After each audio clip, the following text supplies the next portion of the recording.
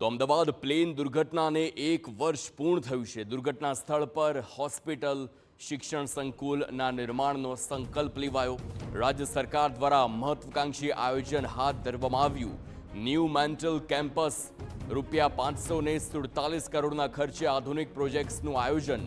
આરોગ્ય પ્રધાન પ્રફુલ્લ પાનસેરિયાનું નિવેદન સામે આવ્યું છે।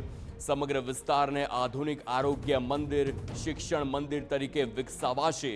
દુર્ઘટનાગ્રસ્ત ઇમારતોને દૂર કરી નવા નિર્માણ કરાશે। સ્પાઇન હોસ્પિટલ, રિહેબિલિટેશન સેન્ટર તૈયાર થશે। 800 વિદ્યાર્થી માટે આધુનિક કેન્ટીન બિલ્ડિંગ પણ તૈયાર થશે।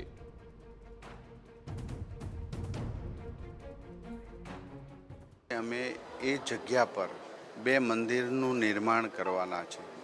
એક આરોગ્ય મંદિર અને બીજું છે શિક્ષણ મંદિર।